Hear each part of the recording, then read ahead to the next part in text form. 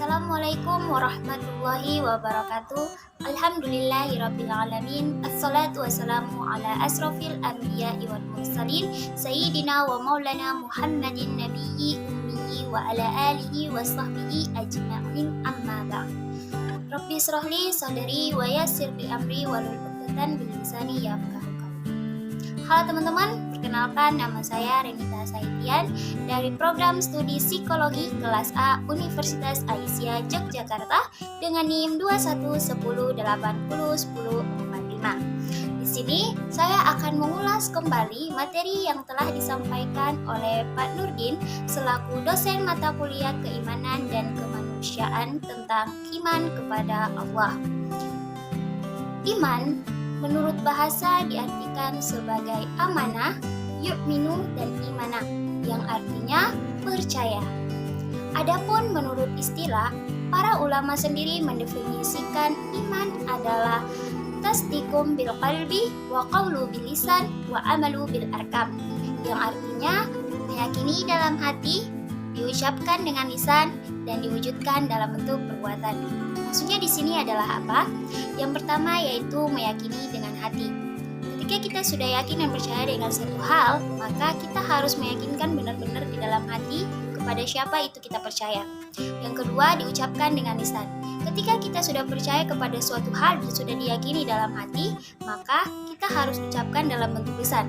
Maka ketika kita beriman kepada Allah, maka kita wujudkan dalam bentuk lisan itu dengan mengucapkan kalimat syahadat. Yang ketiga yaitu diwujudkan dalam bentuk perbuatan. Iman itu harus ada pembuktiannya.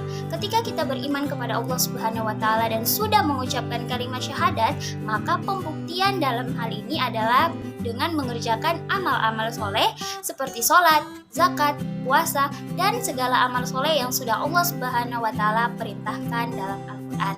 Nah, dari pengertian iman tadi dapat kita simpulkan bahwa iman kepada Allah adalah percaya dengan hati kita bahwa tiada Tuhan yang patut kita sembah kecuali Allah Subhanahu wa taala, dan kepercayaan itu kita wujudkan dalam bentuk perkataan dan perbuatan kita selama kita hidup di dunia.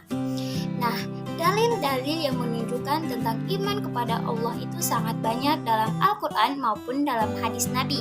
Tapi di sini saya akan memberikan salah satu dalil tentang iman kepada Allah Subhanahu wa taala, yaitu dalam Quran surat Al-Hajj ayat 62, Allah Subhanahu wa taala berfirman yang artinya, demikian kebesaran Allah, karena Allah dialah Tuhan yang hak, dan apa saja yang mereka seru selain Dia itulah yang batil. Sungguh Allah dialah Tuhan yang maha tinggi dan maha besar. Nah, dari Quran surat Al-Hajj ayat 62 tadi, seakan-akan Allah ingin memberitahukan kepada kita bahwa Dialah satu-satunya Tuhan yang maha tinggi dan maha besar. Tuhan selain Allah itu merupakan Tuhan yang batil.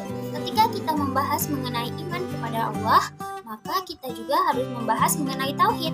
Karena tauhid adalah mengesahkan Allah Subhanahu wa taala. Ilmu tauhid sendiri mengajarkan kita mengenal Allah Subhanahu wa taala, perihal keesaan Allah Subhanahu wa taala sendiri, yang di sini mencakup 3 hal utama, yaitu tauhid rububiyah, tauhid uluhiyah, dan tauhid asma wa sifat. Nah, di sini saya akan menjelaskan terlebih dahulu mengenai tauhid rububiyah. Tauhid rububiyah adalah pengesaan Allah dalam bentuk perbuatan yang hanya dapat dilakukan oleh Allah Subhanahu wa taala. Contohnya seperti Allah Subhanahu wa taala lah yang telah menciptakan langit dan bumi beserta isinya atau Al-Khaliq. Allah pula yang mengatur jagat raya ini atau Al-Mudabbir, dan Allah lah yang memberi rezeki kepada setiap hambanya atau Ar-Razzaq. Semua perbuatan itu hanya dapat dilakukan oleh Allah Subhanahu wa taala dan bukan siapapun, bahkan itu hambanya. Yang berikutnya adalah tauhid uluhiyah, di mana tauhid uluhiyah ini artinya pengesaan Allah Subhanahu wa taala dalam bentuk perbuatan hambanya.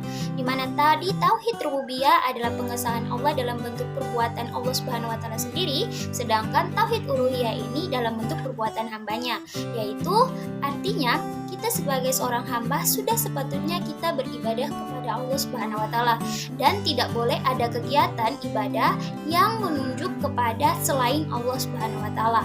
Dalam artian ketika kita berdoa, ketika kita berkurban maupun kegiatan-kegiatan lainnya itu sudah sepatutnya kita tujukan kepada Allah Subhanahu wa taala.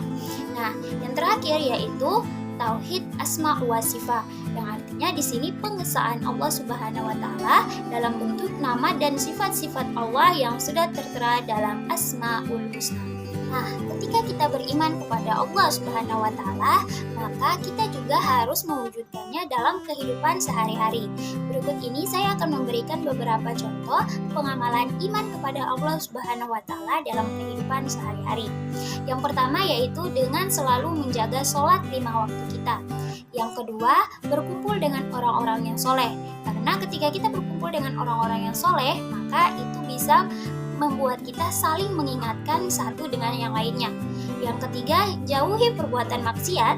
Yang keempat, memberikan sebagian rezeki kita kepada orang yang lebih membutuhkan atau bersedekah. Nah, yang kelima yaitu kita harus mempercayai 6 rukun iman, yaitu iman kepada Allah, iman kepada malaikat Allah, iman kepada kitab-kitab Allah, iman kepada Rasul Allah, iman kepada hari kiamat, dan iman kepada takdir baik dan takdir buruk. Nah, yang terakhir di sini saya akan memberikan langkah-langkah atau tips-tips agar keimanan kita kepada Allah Subhanahu wa taala itu tetap terjaga. Yaitu yang pertama dengan memperbaiki sholat kita. Yang kedua, rajin-rajinlah membaca Al-Qur'an.